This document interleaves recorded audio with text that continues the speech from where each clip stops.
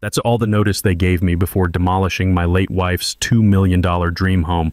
Priscilla Whitmore clicked across my gravel in designer heels, fake sympathy plastered on her face as she handed me $195,000 in bogus emergency structural violations. "Mr. Morrison," she said with that voice that made my skin crawl. "I really am sorry it came to this, but safety is our top priority." "And if I appeal?"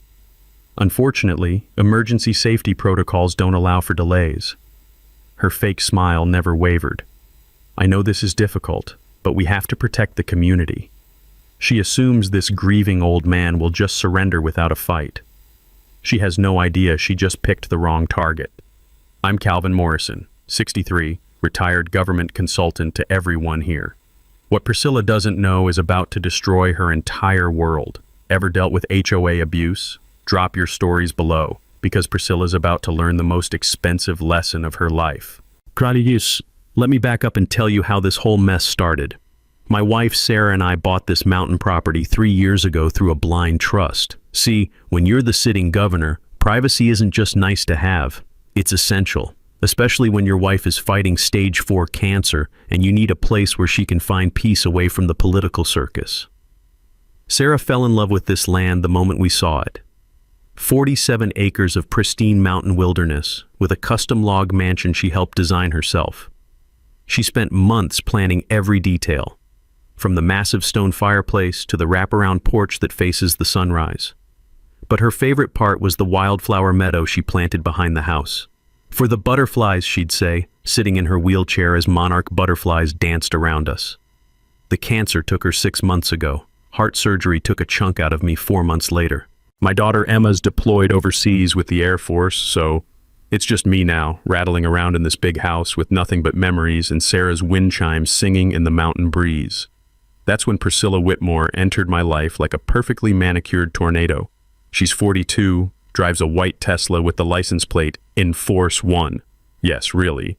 And she's got that particular brand of suburban authority that comes from having pharmaceutical money and zero life experience. Real estate attorney turned HOA president, which is like giving a piranha a law degree. The first time I met her, she was standing in my wildflower meadow wearing $500 heels, holding a clipboard and frowning at Sarah's butterflies like they'd personally offended her. "Mr. Morrison," she said, extending a French manicured hand that had clearly never touched actual work. "I'm Priscilla Whitmore, HOA president. We need to discuss your landscaping situation." I kept my voice level, the way you learn to do in politics. "What situation would that be?" She gestured at Sarah's carefully planted wildflowers, black-eyed Susans, purple coneflowers, native grasses that had taken her 2 summers to establish. "This isn't some hippie commune, sir. We have standards in Pinecrest Estates.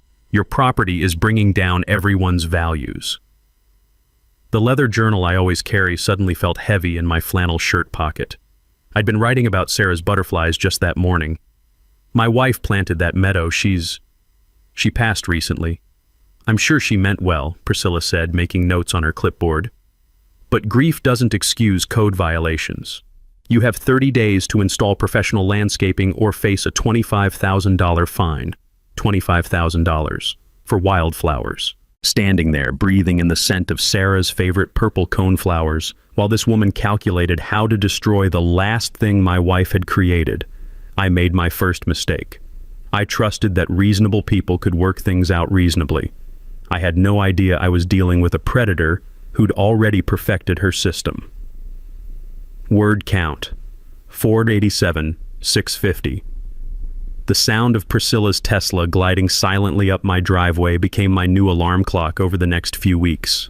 She'd arrive with that clipboard and that smile, always finding new problems. The log siding was inappropriate for mountain contemporary architecture. The natural stone foundation was deteriorating community aesthetics. Every visit brought a new violation notice, each one more expensive than the last. What I didn't know then, what took me weeks to figure out, was that Priscilla had been running this same scam on other residents for 2 years. She'd target older folks, widows mostly, people she figured wouldn't fight back, create impossible-to-fix violations, pile on the fines, then offer to help by connecting them with developers who'd buy their properties for pennies on the dollar. Those developers just happened to be her business partners. But sitting there that first day, watching her walk back to her Tesla in those ridiculous heels, all I could think about was Sarah's voice.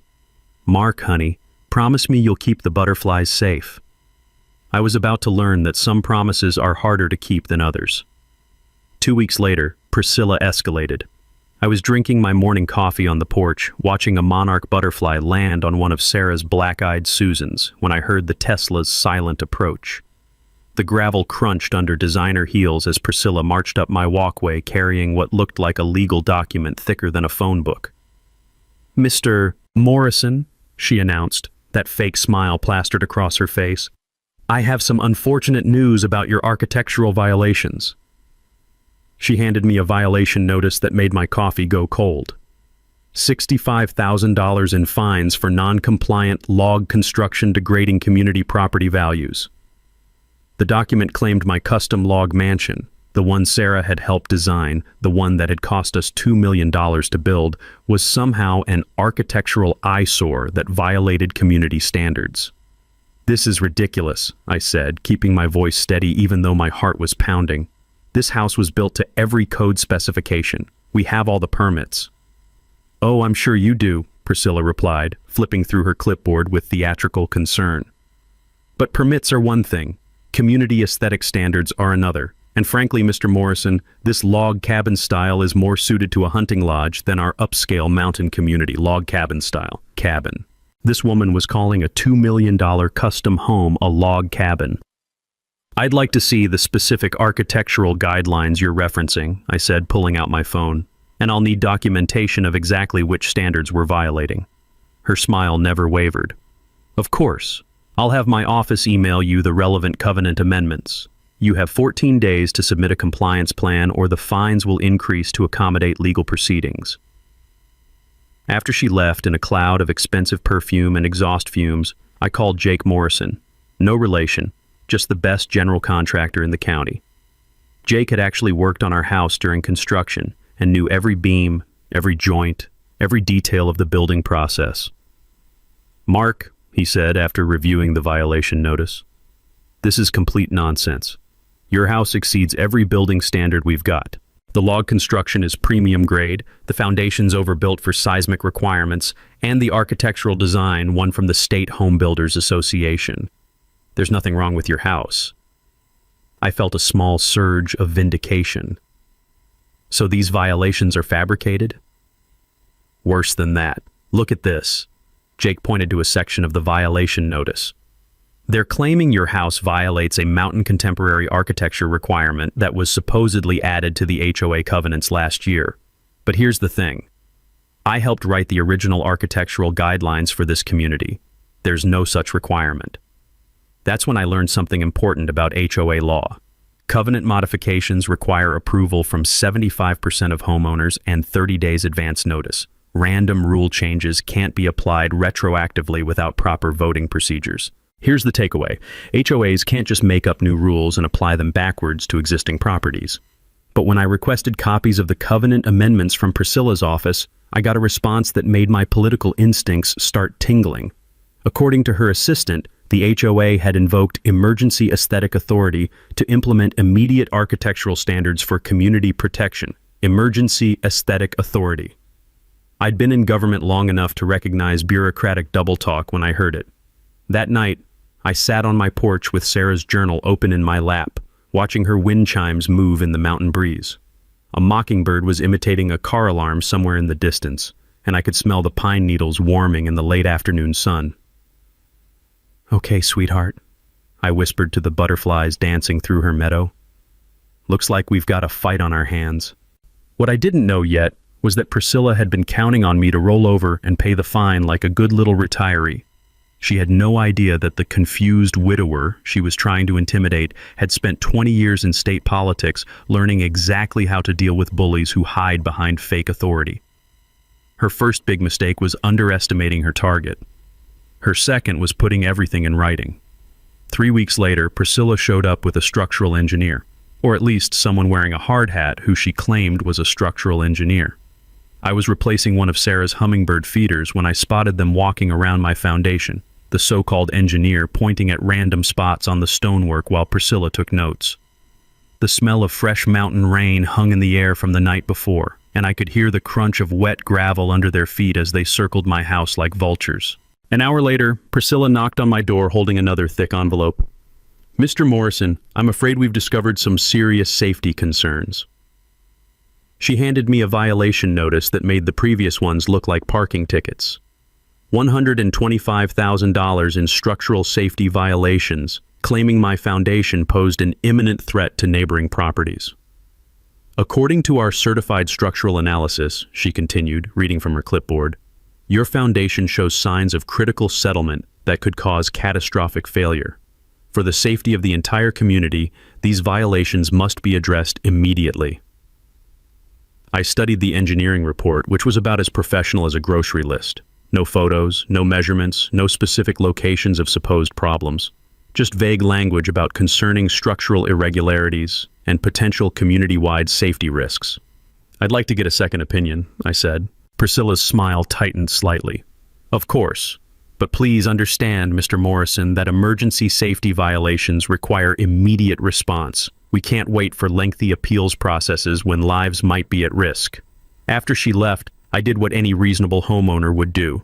I called a real structural engineer. Tom Bradley from Mountain Engineering Services came out the next day and spent 4 hours examining every inch of my foundation with equipment Priscilla's fake engineer had never even carried. "Mark," Tom said, showing me his moisture meter readings, "this is some of the most solid foundation work I've seen in 30 years. Premium concrete, perfect drainage, not a crack anywhere. Whoever told you there were structural problems was either blind or lying." That's when Tom mentioned something interesting. He'd done structural assessments for 3 other Pinecrest Estates residents in the past 6 months. All elderly, all facing similar emergency safety violations from the HOA. Mrs. Agnes Kowalski, an 78-year-old retired teacher, had been forced to sell her home for $89,000 after Priscilla claimed her plumbing posed a community health hazard. Tom's inspection had found nothing wrong with her pipes. "It's a pattern," Tom said, packing up his equipment. "They target folks who seem vulnerable, create fake emergencies, then pressure them to sell fast before they can appeal." That afternoon, I started my own investigation. I'd learned in politics that the best way to understand a problem is to talk to the people affected by it. So I organized something that would look completely innocent to anyone watching, a senior coffee club that met every Tuesday at the community center. Mrs. Kowalski showed up first, a sharp-eyed Polish woman who brought homemade pierogi and stories that made my blood boil. Tom Bradley arrived next, a Vietnam veteran whose only violation had been painting his garage door the wrong shade of approved gray. By the third meeting, we had 8 seniors sharing coffee and horror stories about HOA abuse. "She's systematic," Mrs. Kowalski explained, her aged hands steady as she poured coffee from a thermos that smelled like home. "Always targets folks who've lost spouses, folks with medical bills, folks who might not have the energy to fight back." The patterns became clear. Priscilla would identify vulnerable residents, manufacture impossible violations, then accelerate deadlines claiming emergency authority that didn't exist. When people couldn't pay the fines fast enough, she'd helpfully connect them with developers who offered quick cash sales. Here's what I learned about emergency demolition law. Property can't be condemned or demolished without certified engineering proof of immediate danger and a minimum 72-hour notice period. The takeaway? Always demand independent verification of any emergency that involves your property. But Priscilla wasn't done escalating. A week later, she sent me a notice that made everything personal. "Due to the imminent nature of the structural failure risk," the letter read, "Pinecrest Estates HOA is invoking emergency demolition authority. Your property has been scheduled for immediate safety demolition to prevent catastrophic damage to surrounding homes." 21 days. That's all the notice she gave me before scheduling the destruction of Sarah's dream home. Sitting on my porch that evening, listening to the mockingbirds and the distant hum of highway traffic, I made a decision that would change everything. I pulled out my secure phone, the one I used for state business, and placed a call to the Attorney General's office. I didn't identify myself as the governor, not yet, but I provided enough information about systematic HOA fraud to trigger an investigation. What Priscilla didn't know was that her confused old retiree had just activated the state's Elder Fraud Task Force. The hunter was about to become the hunted. By the 4th week, Priscilla had escalated to what she thought was her killing blow. I was working in Sarah's butterfly garden, deadheading the black-eyed Susans to encourage more blooms, when Priscilla arrived with her biggest entourage yet. 2 guys in hard hats, someone carrying an official-looking clipboard, and a woman with a camera who was documenting everything. The morning air carried the scent of pine needles and the distant smell of wood smoke from someone's fireplace. Autumn was coming to the mountains, and Sarah's monarch butterflies were getting ready for their migration south. "Mr. Morrison," Priscilla called out, her voice carrying that victorious tone I'd heard politicians use when they thought they'd won. "I need to serve you with a final violation notice." She handed me a document that took my breath away. $195,000 in total structural failure fines. The notice claimed my entire house posed an imminent catastrophic risk to the community and must be completely demolished within 21 days. "Our comprehensive safety assessment has determined that your property represents a clear and present danger," she read from her clipboard like she was announcing the weather. "This isn't personal, Mr. Morrison. It's about protecting our neighbors." I looked at the so-called assessment, which was even more ridiculous than the previous reports. It claimed my house was experiencing foundation liquefaction, load-bearing timber failure, and catastrophic structural displacement, problems that would have made my house uninhabitable years ago. "I'd like to appeal this assessment," I said calmly. "Unfortunately, emergency safety protocols don't allow for appeals processes," Priscilla replied. "When lives are at risk, we have to act decisively. The demolition is scheduled for 3 weeks from today." As she walked away, her entourage trailing behind like ducklings, I heard her talking to the woman with the camera. "Get shots of the foundation cracks and the settling damage. We'll need documentation for the insurance claims." There were no foundation cracks. There was no settling damage. But Priscilla had apparently decided that if the evidence didn't exist, she'd create it. That afternoon, I got a call that changed everything. Jake Morrison, my contractor friend, had been talking to other people in the construction community. What he'd learned made my political instincts go into overdrive. "Mark, you need to know something. I've found 38 families in Pinecrest Estates who've received similar violation notices over the past 2 years. 38, and here's the kicker. Every single property that got demolished was sold to the same development company within 6 months. 38 families, $8.2 million in seized properties. I did the math while sitting at my kitchen table, Sarah's reading glasses still folded next to her favorite coffee mug. If Priscilla was getting even a modest kickback from each sale, she'd personally profited over $2 million from her manufactured crisis scheme. That's when I made a phone call that Priscilla would later regret I ever made. I contacted Channel 7 News using a tip line, identifying myself only as a concerned resident. I provided enough information about the pattern of violations to interest investigative reporter Jessica Lucy, who specialized in consumer fraud stories. Jessica's initial investigation was eye-opening. She interviewed Mrs. Kowalski, Tom Bradley, and 6 other families who'd been targeted by Priscilla's violation scam. She examined public records showing the suspicious pattern of sales to connected developers. She even tracked down some of Priscilla's fake structural engineers, including one who turned out to be a landscaper with no engineering credentials whatsoever. When Channel 7 ran their story, Mountain HOA accused of targeting elderly residents, Priscilla's response was swift and predictable. "Some people simply refuse to accept community standards," she told the reporter, standing in front of her Tesla in a designer blazer that probably cost more than most people's monthly mortgage. "It's unfortunate, but every community has disgruntled seniors who spread lies rather than take responsibility for their property violations." Disgruntled seniors. She'd just insulted every voter over 50 in the state on live television. But here's where things got interesting. While Priscilla was busy doing damage control with the media, she made a phone call that my state police contacts happened to intercept as part of their elder fraud investigation. "The old government pension guy?"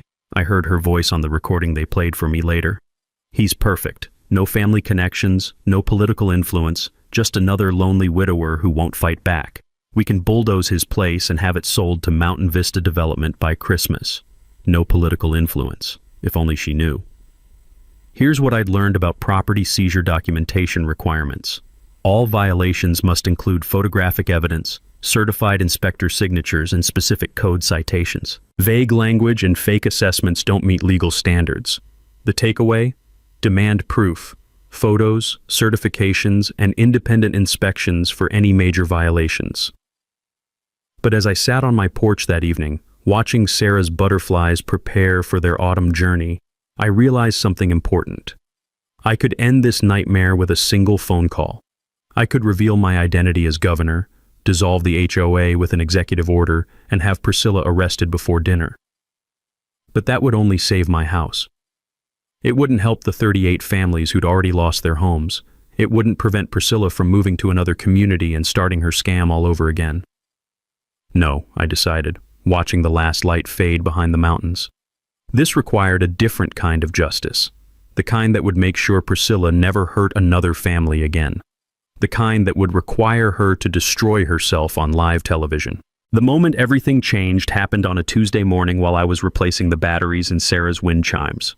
I'd left my kitchen window open to let in the cool mountain air, and I was balanced on a stepladder adjusting the chimes when I heard Priscilla's voice drifting from her phone conversation on my driveway. She was talking to someone about scheduling the demolition, and she apparently thought she was far enough away that I couldn't hear her. She was wrong. The old government pension guy? Priscilla laughed, and I could hear the cruel satisfaction in her voice. Trust me, he's perfect for this.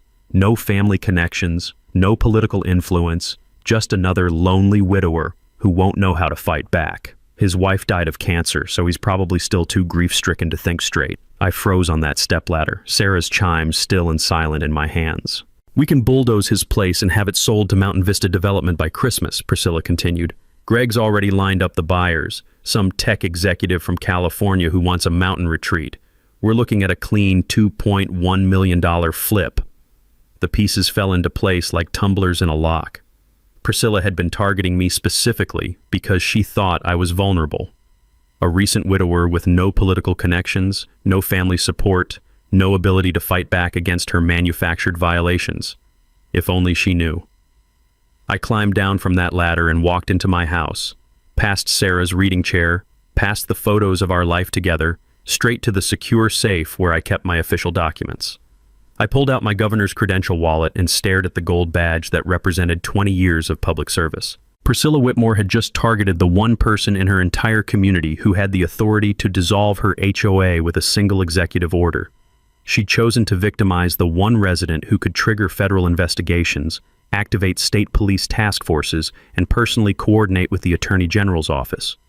But here's what hit me as I stood there holding that badge. Revealing my identity now would only save my house. It would end Priscilla's scheme, sure, but it wouldn't help Mrs. Kowalski get her home back. It wouldn't restore Tom Bradley's savings. It wouldn't compensate the 38 families she'd already defrauded. If I wanted real justice, the kind that would make sure she never hurt another family, I needed to let her destroy herself completely.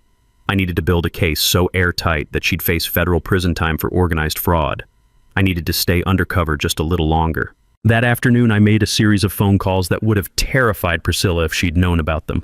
First, I contacted the state police white-collar crime unit and provided them with detailed information about the systematic fraud patterns.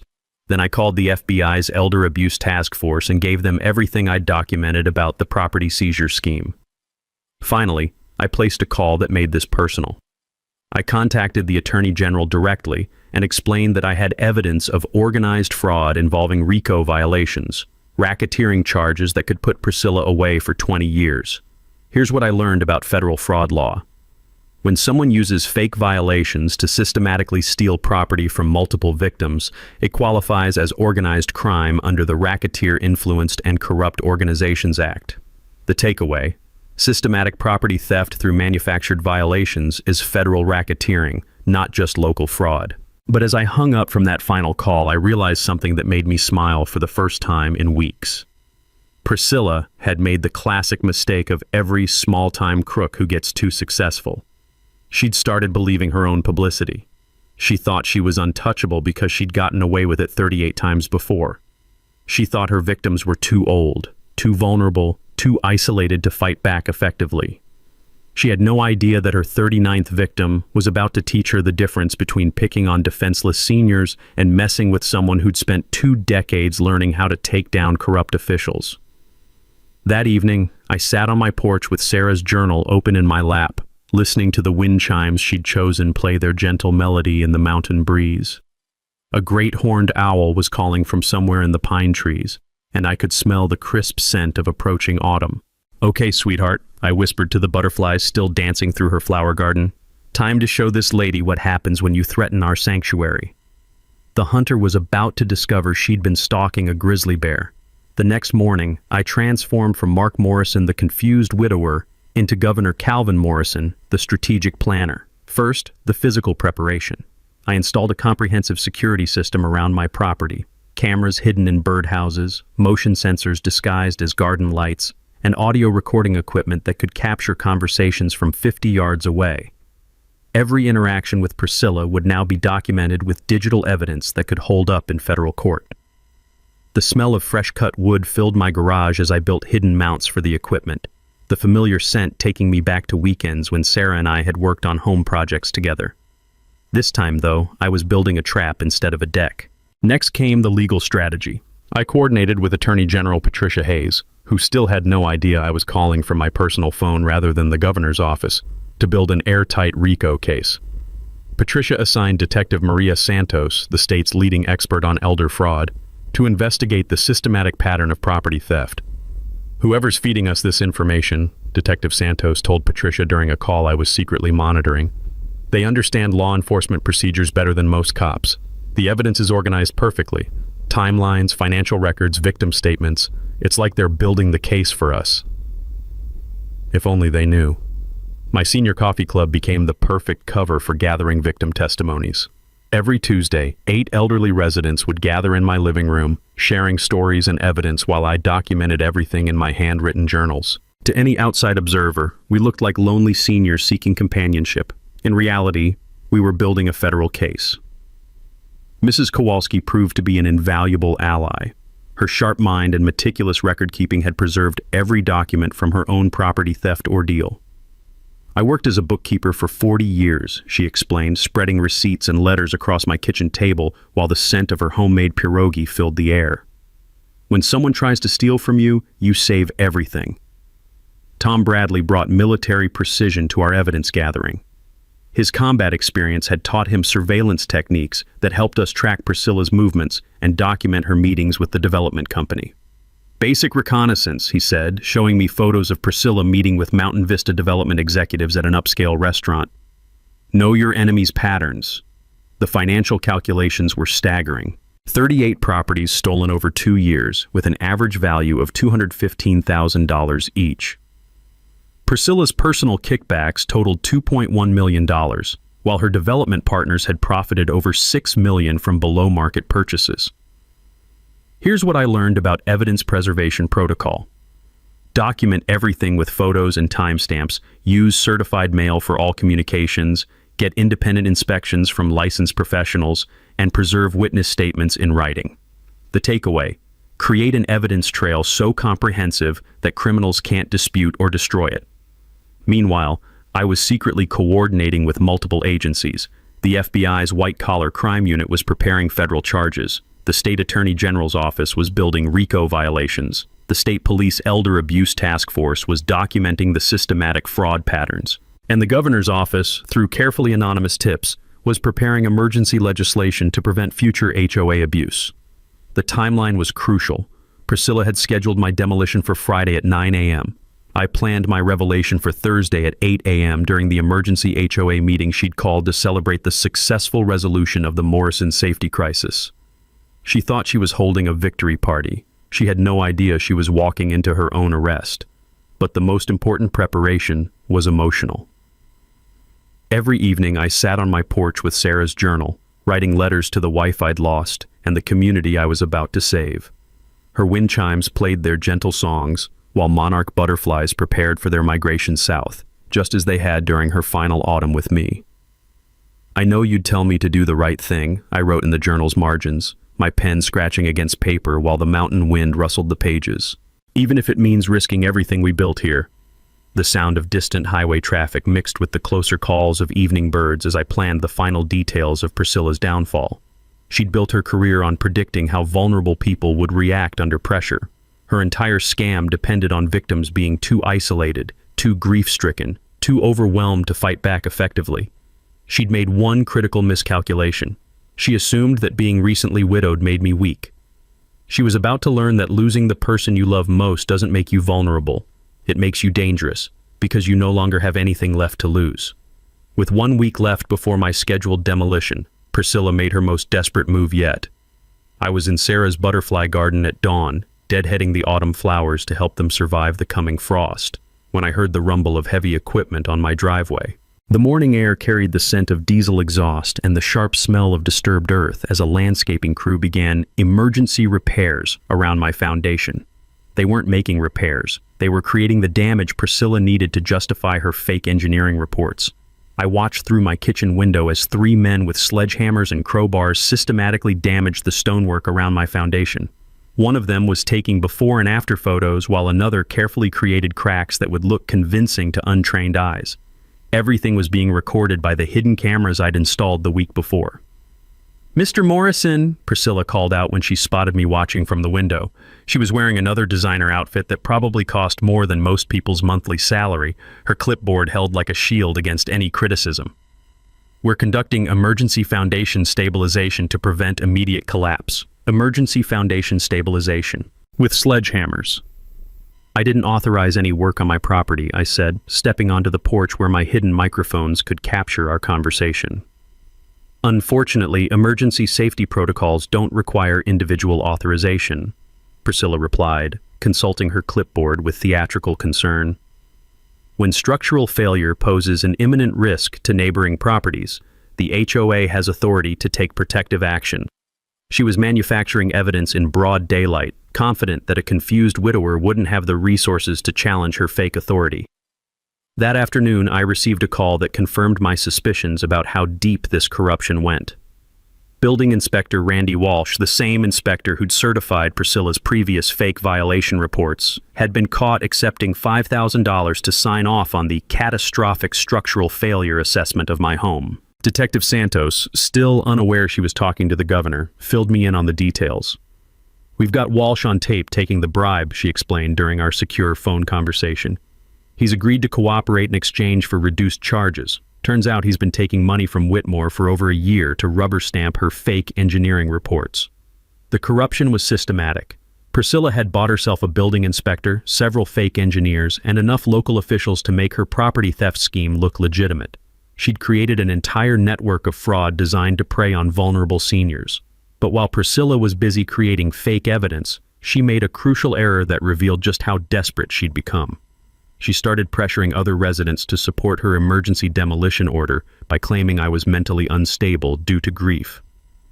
"Poor Mr. Morrison has been struggling since his wife passed," she told Mrs. Henderson at the community mailboxes, not knowing that Mrs. Henderson was part of our Tuesday coffee group. "He's become confrontational and paranoid. Honestly, I'm worried about his mental state." Mrs. Henderson, bless her sharp mind, played along perfectly. "Oh my, that does sound concerning. What kind of confrontational behavior?" "He's been asking all sorts of inappropriate questions about HOA procedures," Priscilla explained, lowering her voice conspiratorially. "Demanding to see covenant amendments, questioning our emergency authority, even threatening to contact state officials. It's clearly grief-related delusion, but it's making our safety work more difficult." Threatening to contact state officials. If only she knew. That evening, I sat in my study reviewing the comprehensive case file I'd built against Priscilla's operation. Federal wire fraud charges, state elder abuse violations, racketeering conspiracy, bribery of public officials, and systematic theft of private property. When the arrests came, she'd be looking at 20 to 30 years in federal prison. But as I reviewed the evidence, I realized something that made me smile with genuine satisfaction. Priscilla's greatest strength, her ability to manipulate and intimidate vulnerable people, was about to become her greatest weakness. She'd spent 2 years perfecting techniques for breaking down isolated seniors who felt helpless against bureaucratic authority. She'd learned exactly which pressure points to hit, which fears to exploit, which psychological buttons to push to make people surrender without fighting. What she'd never learned was how to handle someone who understood her game better than she did. Tomorrow was Thursday. Tomorrow, Priscilla Whitmore would hold her final HOA meeting, expecting to celebrate the successful demolition of another elderly resident's home. Instead, she'd discover that her confused widower was actually the most powerful elected official in the state. and that her entire criminal enterprise had been under federal investigation for weeks. The sound of Sarah's wind chimes drifted through my study window as I closed the case file and prepared for the most satisfying moment of my political career. Thursday morning arrived with the kind of crisp mountain air that makes you grateful to be alive. I stood on my porch at sunrise, drinking coffee from Sarah's favorite mug, watching her butterflies gather nectar for their final journey south before winter. Today was the day Priscilla Whitmore's world would come crashing down. She'd called an emergency HOA meeting for 8 a.m. to discuss final safety protocols for my demolition scheduled the next morning. In her mind, this was a victory lap, a chance to demonstrate her authority while eliminating the last obstacle to her biggest property flip yet. She had no idea that federal agents were already in position around the community center. At 7:30, I put on my best suit instead of the flannel shirts I'd been wearing for months. I slipped my governor's credentials into my jacket pocket next to Sarah's reading glasses, which I'd carried every day since she passed. Detective Santos had coordinated with the FBI to ensure that everything would be recorded for evidence, and Channel 7 News would be there to capture Priscilla's public downfall. The community center was packed when I arrived. 38 former victims sat in the front rows, including Mrs. Kowalski and Tom Bradley. Current residents filled the middle seats, many of them genuinely concerned about community safety based on Priscilla's manufactured crisis. News cameras were set up in the back, ostensibly there to cover the emergency safety demolition. Priscilla stood at the podium wearing her most expensive blazer, her clipboard thick with fake documentation. She looked confident, victorious, completely unaware that she was about to become the subject of the biggest elder fraud arrest in state history. "Thank you all for coming to this emergency meeting," she began, her voice carrying that familiar tone of fake concern. "Today we're addressing the final safety protocols for the Morrison property demolition scheduled for tomorrow morning." She gestured toward me, sitting quietly in the third row. "Mr. Morrison, I want to thank you for your cooperation during this difficult process. I know losing your wife was traumatic, and I understand that grief can make it hard to accept necessary safety measures." Several residents nodded sympathetically. They genuinely believed Priscilla was helping a confused widower deal with a dangerous property situation. "Our comprehensive structural analysis has confirmed that the Morrison residence poses an immediate threat to surrounding homes," Priscilla continued, reading from her fake engineering report. "Tomorrow's emergency demolition will eliminate this safety risk and allow us to move forward with appropriate community development." Community development. She couldn't resist hinting at the luxury resort she planned to build on the ruins of my home. "Before we proceed with the final vote to authorize demolition," Priscilla announced, "I'd like to give Mr. Morrison one last opportunity to address the community." This was it. She was giving me a chance to plead for mercy, to embarrass myself in front of the cameras, to provide her with dramatic footage of a broken old man accepting defeat. I stood up slowly, playing the part of the exhausted widower one final time. Several residents looked at me with pity, thinking they were about to witness the sad surrender of someone who'd been overwhelmed by bureaucratic complexity.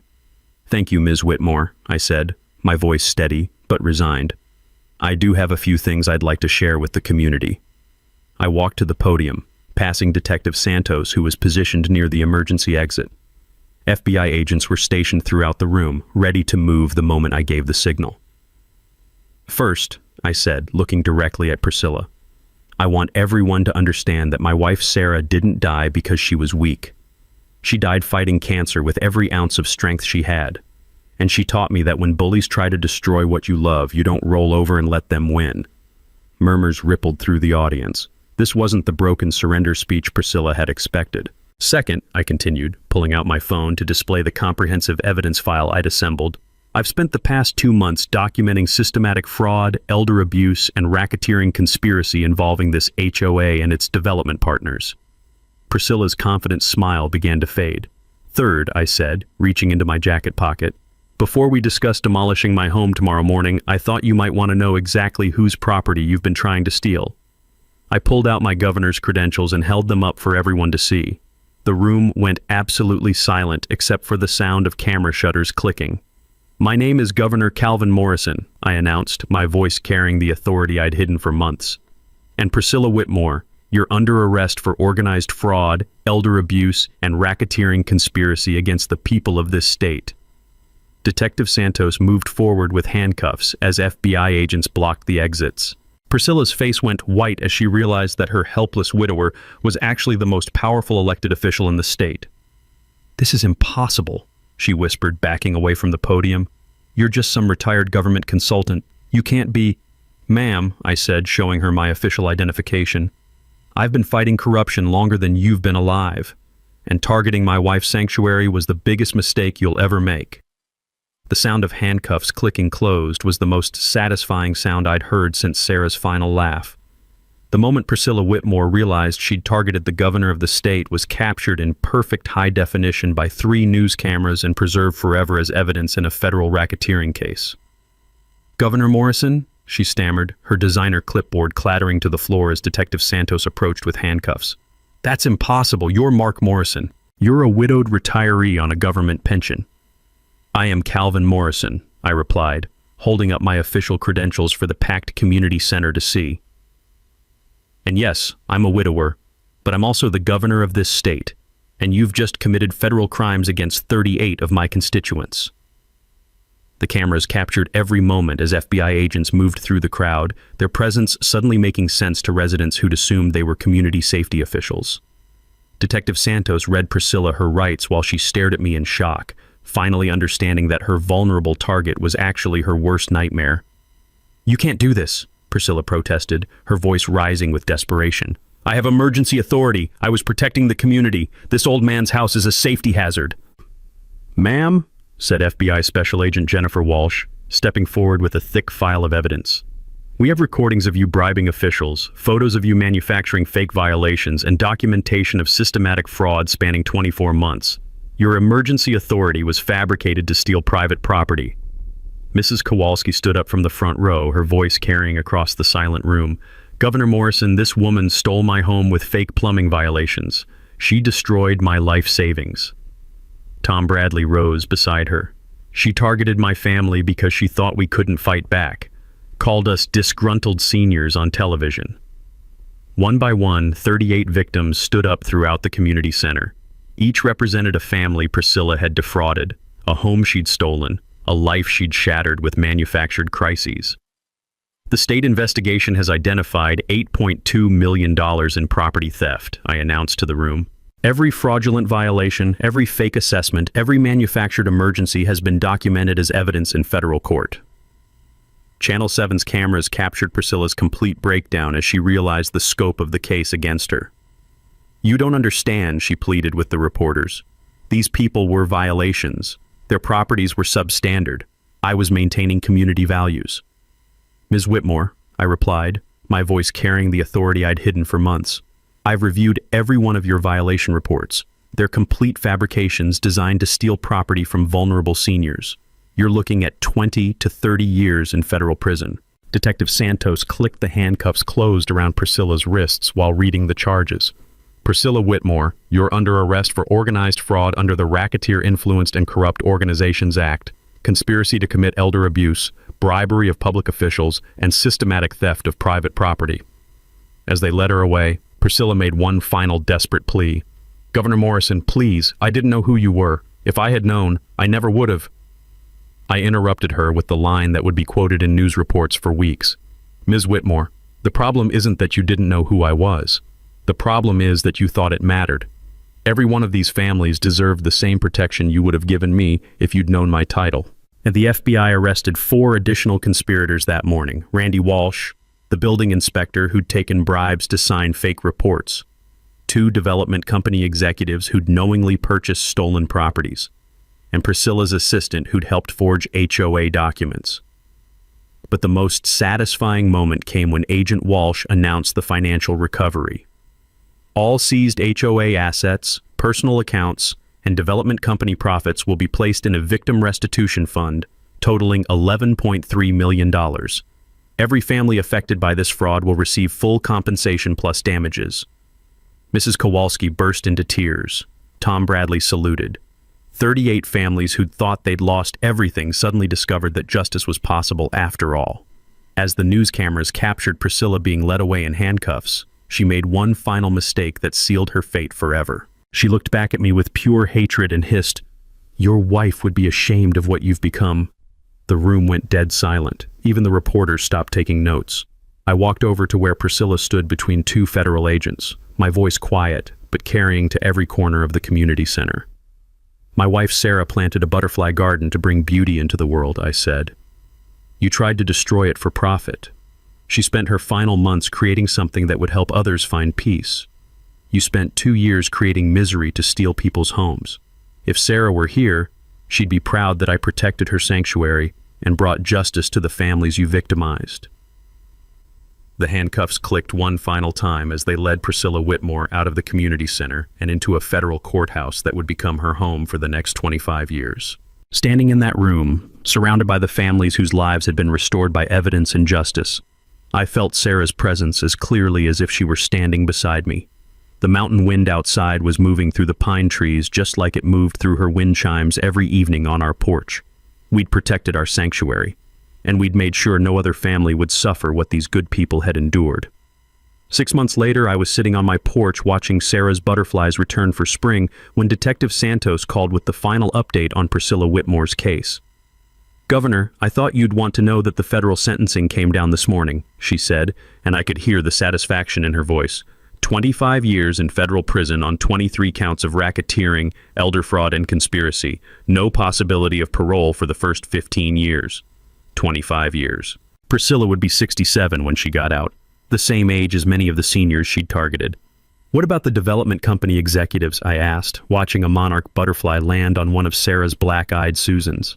"Greg Patterson got 12 years for conspiracy and money laundering. His partner Michael Torres got 10. Building Inspector Walsh received 5 years for accepting bribes. The whole network is finished." The financial recovery had exceeded our expectations. Federal asset forfeiture seized Priscilla's mansion, her Tesla with that ridiculous In-Force 1 license plate, and the development company's profits from 24 fraudulent property flips. Combined with insurance settlements and penalty damages, the Victim Restitution Fund reached $14.7 million. Mrs. Kowalski bought back her original home and established a college scholarship fund for students studying elder law. Tom Bradley used his settlement to start a veterans advocacy organization, helping elderly military families deal with predatory business practices. All 38 families received full compensation plus emotional damages. The Pinecrest Estates HOA was permanently dissolved by executive order, replaced by a voluntary neighborhood association with transparent oversight.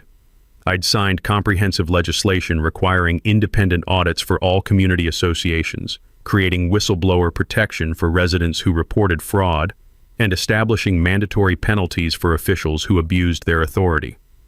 The Elder Protection and Community Governance Act became a model for similar legislation in 12 other states.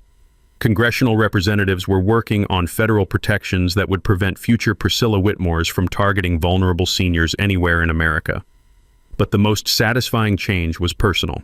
Sarah's butterfly garden had become a protected conservation area that no future development could ever touch.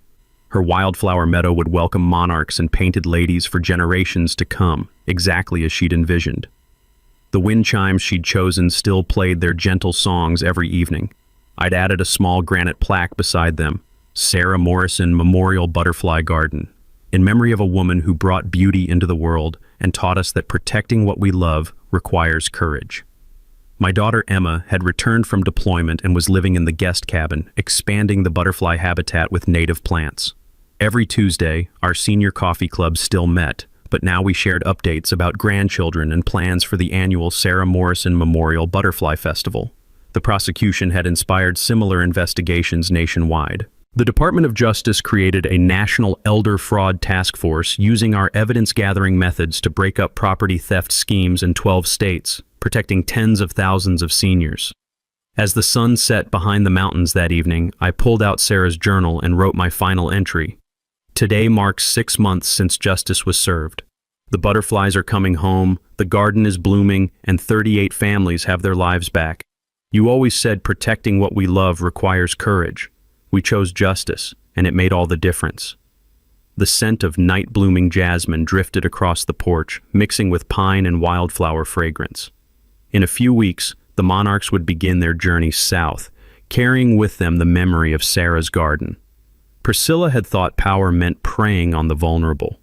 She'd learned that real power comes from protecting those who can't protect themselves. Sarah's butterflies were safe. 38 families had their dignity restored, and somewhere in federal prison, a predator was learning there are consequences for targeting people who make our communities worth defending. That's what makes every battle worthwhile, knowing that love, protected by courage and guided by justice, always finds a way to bloom again.